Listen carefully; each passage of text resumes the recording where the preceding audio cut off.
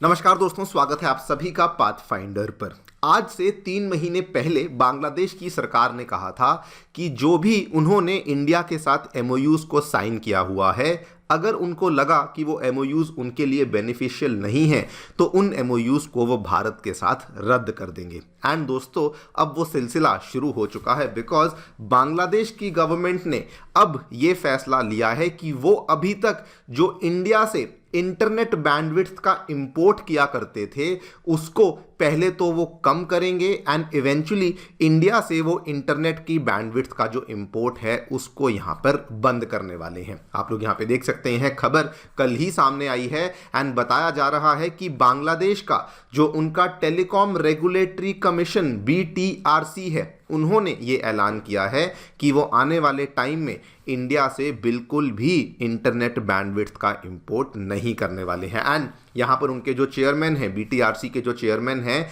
Mister इमदाद उल बरी, उन्होंने कहा दी current market imbalance needs correction. And आपको बता दूं दोस्तों, ये हमारे भारत के लिए एक बहुत ही बड़ा सेटबैक है बिकॉज पिछले 12 वर्षों से बांग्लादेश के द्वारा भारत से ऑलमोस्ट हर साल $40 मिलियन की जो इंटरनेट बैंडविड्थ थी वो मंगवाई जाती थी। हमारी कुल मिला के 5 कंपनियां थी जिसमें एयरटेल, रिलायंस, उसके बाद सिफी, उसके बाद लाइटस्टॉर्म एंड टाटा कम्युनिकेशंस, इनसे इस बैंडविड्थ को इंपोर्ट किया जाता था। लेकिन अभी बांग्लादेश ने कहा है कि पहले हम इसको कम करेंगे एंड इवेंचुअली हम ये वाले जो इंपोर्ट है इसको यहाँ पर बंद करेंगे। एंड आपको बता दूं, यहाँ पर जो बांग्लादेश की जो सबमरीन केबल चलाने वाली कंपनी है उसके जो मैनेजिंग डायरेक्टर हैं, उन्होंने तो बल्कि भारत के ऊपर ये भी आरोप लगा दिया कि हम इंडिया के ऊपर डिपेंडेंस नहीं रख सकते because there is a possibility कि इंडिया जो है वो बांग्लादेशी कंटेंट को इंटरसेप्ट भी कर सकता है। बात करेंगे दोस्तों इस पूरी डेवलपमेंट के बारे में, क्या हमें यहाँ पे देखने को मिला है, क्यों आखिरकार बांग्लादेश भारत के साथ साइन करी हुई इस डील को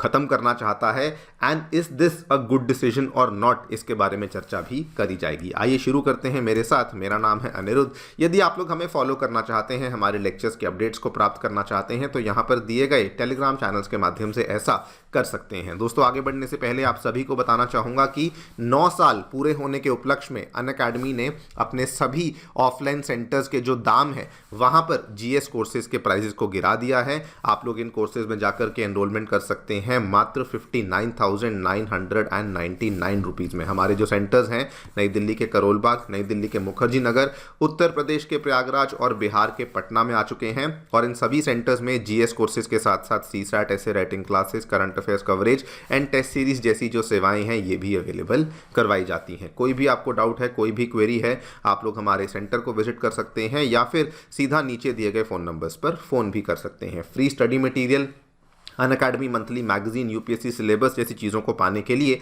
हमारी नई ऐप को डाउनलोड कर सकते हैं। इसका लिंक भी डिस्क्रिप्शन बॉक्स में नीचे दिया गया है। ऑल राइट, सो आपको थोड़ा बेसिक समझा दूं। बांग्लादेश दोस्तों अपना जितना भी इंटरनेट का बैंडविड्थ है वो बेसिकली 2 मेन चैनल्स से उनको इंपोर्ट करता है या फिर सोर्स करता है। एक तो है टेरेस्ट्रियल चैनल एंड दूसरा है सबमरीन वाला चैनल, यानी कि सबमरीन केबल्स जो कि समुद्र के नीचे से जो कि वहाँ पे इंटरनेट को पहुँचाया जाता है। अगर मैं टेरेस्ट्रियल चैनल की बात करूँ तो अभी तक जितना भी इंपोर्ट बांग्लादेश कर रहा था वो सारा का सारा ये जो वेस्ट बंगाल वाला बॉर्डर है ना, पेट्रापोल बेनापोल वाला बॉर्डर, यहीं से इंपोर्ट किया जाता था। और ये वाली जो डील है शेख हसीना की सरकार ने सन 2012 में इंडिया के साथ साइन करी थी, जिसके तहत $40 मिलियन एनुअल की ये डील हुई थी, जिसके तहत ये वाली 5 भारतीय कंपनियां थी जो कि इंटरनेट बैंडविड्थ को बांग्लादेश तक पहुंचा रही थी। एंड आपको बता दूं, ओवरऑल जो बांग्लादेश का इंपोर्ट था, अगर 100% टोटल इंपोर्ट था तो 60% जो यहाँ पर इंपोर्ट था वो केवल इन्हीं 5 कंपनियों से, और ये केवल टेरेस्ट्रियल बॉर्डर से ही बांग्लादेश में अभी तक हो रहा था। जो बचा हुआ थोड़ा बहुत था वो बांग्लादेश जो है सबमरीन केबल्स के माध्यम से करता था। एंड एज यूजुअल जैसे कि बाकी जितनी भी कंट्री साउथ ईस्ट एशिया में, साउथ एशिया में हैं, बांग्लादेश भी अपनी जो इंटरनेट की कनेक्ट यहाँ पर सबमरीन केबल के थ्रू जो डिमांड है उसको सिंगापुर के माध्यम से ही वो बांग्लादेश तक बेसिकली पहुंचाया जाता था। लेकिन इसमें एक बहुत बड़ी प्रॉब्लम थी। बांग्लादेश की जो खुद की सबमरीन केबल वाली कंपनी है, जो कि उनकी सरकारी कंपनी है बांग्लादेश सबमरीन केबल पीएलसी, उन्होंने कहा कि पिछले 10 वर्षों में हमने कम से कम 1000 करोड़ की इन्वेस्टमेंट करी हुई है अपनी सबमरीन केबल्स को बिछाने में, लेकिन हम लोग उसका अभी तक इस्तेमाल नहीं कर रहे हैं और हमने उसको सिग्निफिकेंटली अंडर यूटिलाइज किया है, यानी कि जो भी पैसा हमने लगाया है हम लोग उसका फ़ायदा यहाँ पर ले ही नहीं पा रहे हैं। एंड इसीलिए बांग्लादेश ने यहाँ पर प्रपोज किया है कि जो भी अभी बांग्लादेश अपने इंटरनेट को बाहर से मंगवाता है उसमें सबसे पहले तो कैपिंग लगाई जाएगी। कैपिंग होएगी मैक्सिमम ऑफ 50% की, फिर भले वो सिंगापुर से आए, फिर भले वो भारत से आए। इन्होंने कहा है कि उसमें केवल 50% ऑफ द टोटल डिमांड जो है उसको हम लोग बाहर से मंगवाएंगे। एंड बल्कि इन्होंने ये भी कहा कि जो रिमेनिंग 50% है उसको अब हम लोग लोकल कंपनियों के थ्रू, जो बांग्लादेश की लोकल भले वो प्राइवेट कंपनियां हो, सरकारी कंपनियां हो, उसके माध्यम से हम लोग इंटरनेट बैंडविड्थ को अरेंज करने वाले हैं। बल्कि जो बांग्लादेश का रेगुलेटरी कमीशन है उन्होंने एक रेवेन्यू शेयरिंग मॉडल भी इंट्रोड्यूस कर दिया है जस्ट टू मेक श्योर कि यहां पर जो इंटरनेट है वो सस्ते दाम में बांग्लादेश को मिल सके। सवाल ये आता है कि बांग्लादेश सडनली अब ऐसा क्यों कर रहा है। देखिए, एक रीज़न तो मैंने आपको स्टार्टिंग में ही बताया। इसको लेकर उन्होंने बताया है कि हमारी खुद की इन्वेस्टमेंट बहुत करी हुई है और हम लोग फिर भी उसके बावजूद भी $40 मिलियन एनुअल बेसिस पे भारत की ये वाली 5 कंपनियों को हम लोग ये वाला पैसा दे देते हैं। उन्होंने बल्कि इसमें आंकड़े भी बताए हैं कि बांग्लादेश की जो सबमरीन केबल वाली कंपनी है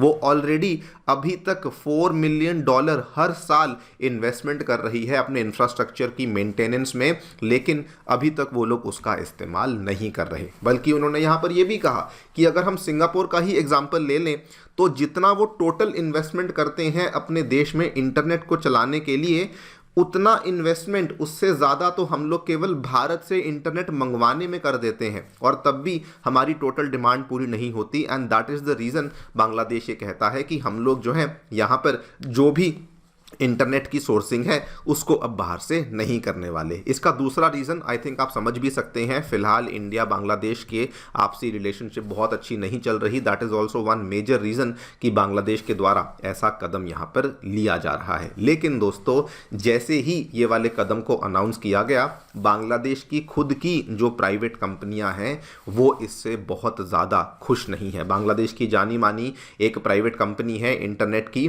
fibre at the home global, इसके मैनेजिंग डायरेक्टर मोइनुल हक सिद्दीकी, इन्होंने सबसे पहले तो कहा कि जो ये रेगुलेटर नए फैसले लेकर आया है, नई ये रेवेन्यू शेयरिंग मॉडल लेकर आया है, इसको लेकर आपने हमसे तो कंसल्ट ही नहीं किया। दूसरी बात इन्होंने कहा कि बांग्लादेश सरकार क्लियरली नहीं सोच रही, जो ये इंटरनेट बाहर से आ रहा है इसी की वजह से आज बांग्लादेश में इंटरनेट का प्राइस इतना कम है। अगर इन्होंने सडनली इंडिया से इंटरनेट को मंगवाना बंद कर दिया तो इनको यहाँ पर प्रॉब्लम आएगी। एंड तीसरी बात इन्होंने ये भी कहा कि एक तरफ बांग्लादेश जो है वो अपना इंटरनेट वेस्ट बंगाल वाले बॉर्डर से लेता है जो कि टेरेस्ट्रियल केबल से लेता है, दूसरी तरफ बांग्लादेश अपना इंटरनेट सबमरीन केबल से लेता है जो कि सिंगापुर से आता है।